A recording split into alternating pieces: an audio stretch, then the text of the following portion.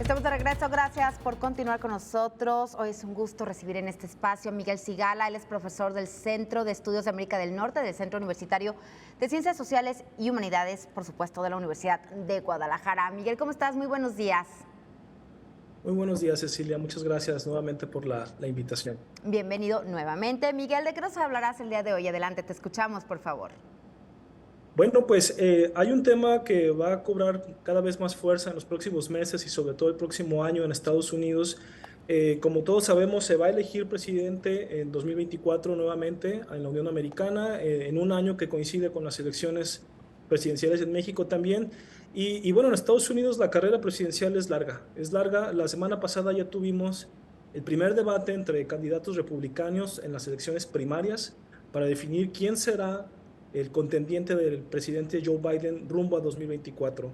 En este debate temprano, lució por su ausencia Donald Trump. Donald Trump no quiso participar en un debate entre ocho contendientes. ¿Por qué? Porque Donald Trump en realidad tiene ganadas las preferencias y le hubiera causado más desgaste asistir a un debate donde los rivales están lejos de poder alcanzarlo. Sin embargo, aunque no estuvo Donald Trump, nos debe llamar mucho la atención como mexicanos que México volverá a jugar, o el tema México y los temas relacionados con México volverán a ser importantes y generalmente de manera negativa en la próxima elección de 2024.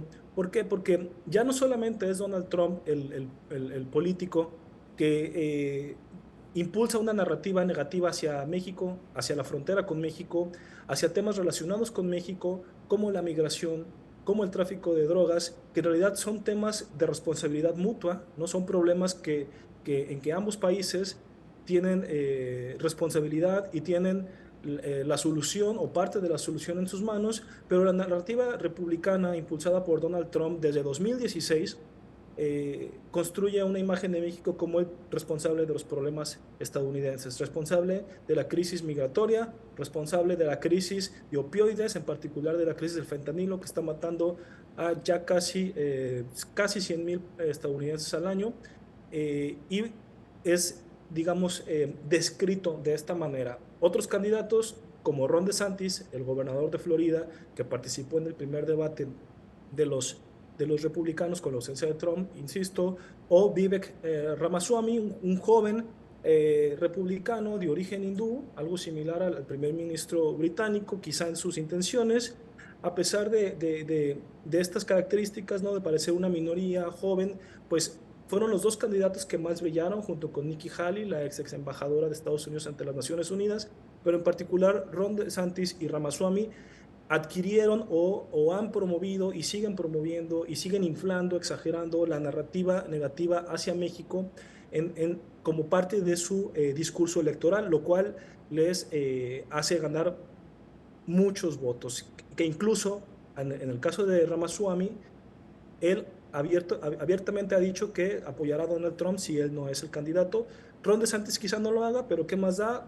Lo que nos importa es que los temas sobre México está haciendo nuevamente nuestro país el punching bag de los republicanos. Y esto es grave, Cecilia, porque esta narrativa negativa que se ha venido construyendo en varios años ya ha cobrado factura en la percepción de México en Estados Unidos, particularmente el The Economist hace 1 o 2 semanas por lo mucho sacó un estudio donde la mitad de los partidarios del Partido Republicano en Estados Unidos, la mitad, son millones de personas, consideran a México como un enemigo. Y esto es muy grave porque evidentemente no sucedía así. Por ejemplo, los republicanos equiparan las guerras que se libran en Europa, por ejemplo, la guerra con Rusia, la crisis de seguridad entre Ucrania y Rusia, la equiparan con una crisis de seguridad que debe atenderse, por ejemplo, en la frontera con Yuma, en la frontera de México, en ciudades como Yuma, Arizona, o en ciudades como El Paso, Texas. Este approach de crisis, de guerra, pues evidentemente está fuera de la realidad, pero me parece que trae consecuencias negativas para nuestro país.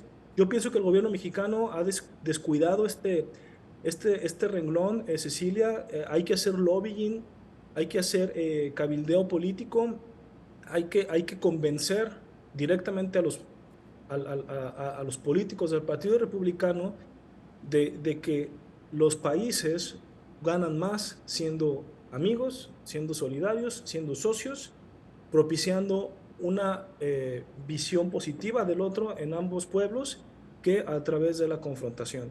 Entonces, como conclusión, creo que en 2024 nos encontraremos una elección muy parecida a 2020, a 2016, diferente a 2020. En 2020 el tema fue la pandemia.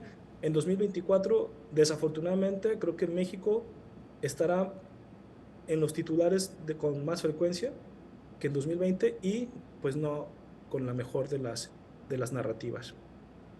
Miguel, ¿cuáles son los temas o las situaciones distintas que viviremos en este proceso electoral en ambos países, tanto en México como en Estados Unidos? Porque sabemos obviamente que Estados Unidos pues influye directa o indirectamente en la decisión del presidente aquí en nuestro país y viceversa. También México, como tú ya lo has comentado, es un tema muy importante en el electorado y pues bueno, en la campaña de los aspirantes a la presidencia de los Estados Unidos. Además de la migración y la inseguridad, ¿qué otros temas agregarías tú o qué situaciones políticas o actuales estamos viviendo que podrían también formar parte de lo que estamos viviendo?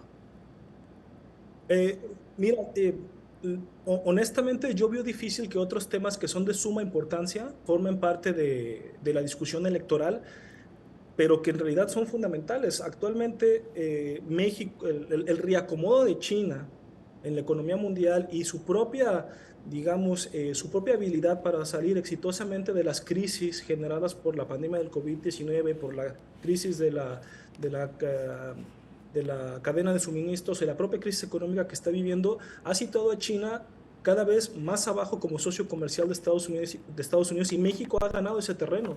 México en el último año se ha consolidado como el principal socio comercial de Estados Unidos. El nearshoring este famoso fenómeno del nearshoring está sucediendo. Cada vez llega más inversión en México, cada vez llega más inversión en la frontera para producir pues estos artículos que son ya definidos como de interés nacional estadounidense, principalmente chips, semiconductores, para la industria tecnológica, automotriz, manufacturera, etcétera. Quizá ese tema puede ser abordado por el Partido Demócrata, principalmente obviamente por el presidente Biden, para contrarrestar quizá la narrativa del Partido Republicano. No obstante, Cecilia, la realidad es que durante las elecciones los temas negativos o las malas noticias o la exageración de los problemas y la culpa hacia el otro, el nacionalismo, suelen rendir más frutos políticos que una discusión razonada del beneficio mutuo entre ambos países. En el caso de México, creo que como ha cambiado la narrativa y el discurso político y la postura frente a los Estados Unidos y porque los candidatos de Morena, ya sea Claudia Sheinbaum eh, o Marcelo Ebrard, que quizá esté menos, creo que mantendrán la postura antiestadounidense que ha mostrado el presidente López Obrador.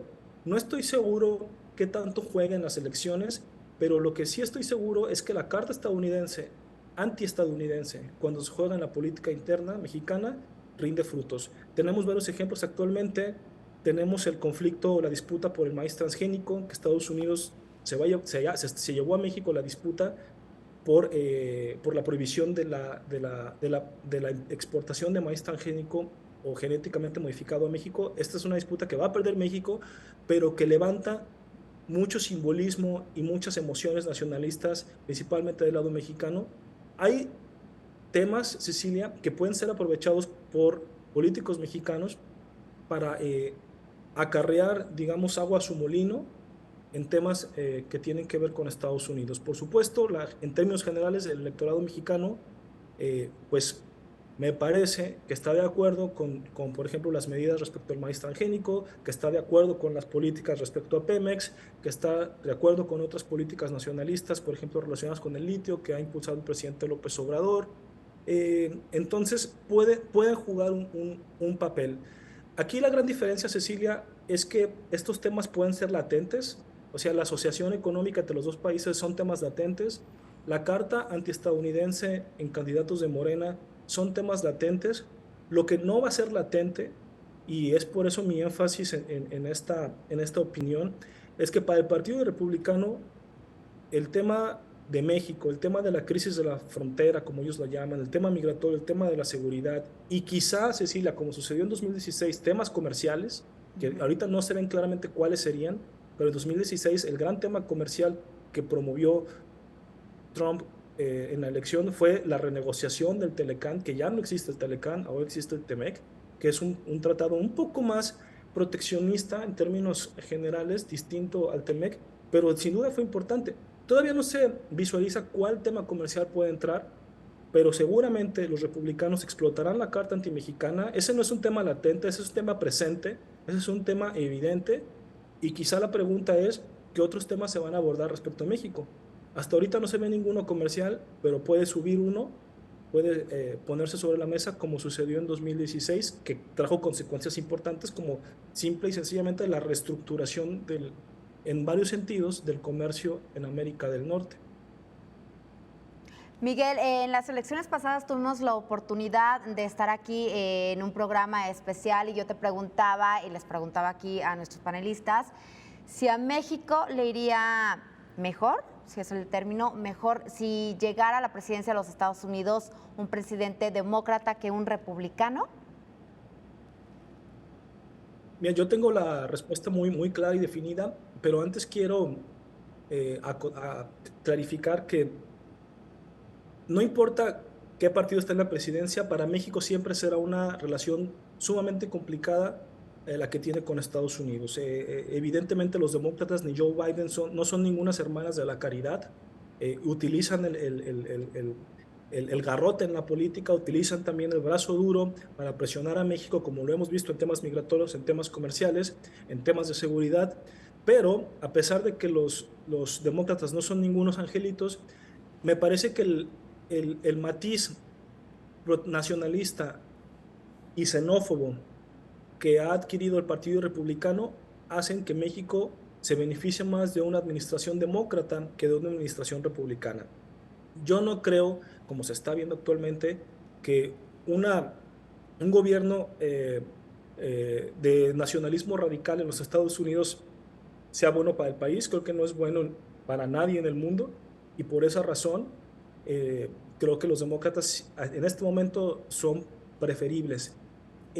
¿Por qué? Porque esta aversión hacia México ha traído consecuencias no solamente de tipo racista, sino recordemos que ante la crisis, una de las caravanas en el año 2018, si no me recuerdo, 19, Trump amenazó a México de que si no paraban esa caravana iba a imponer un impuesto progresivo de 5% a todas las importaciones mexicanas. Así es. Progresivo mensualmente hasta que terminaran con la migración. Así bueno, es. de un día para otro Miguel, el peso se disparó. Una disculpa, ahora sí se nos terminó el tiempo, te agradecemos y próximamente estaremos platicando de esto y otros temas. Muchas gracias por tu colaboración, como siempre.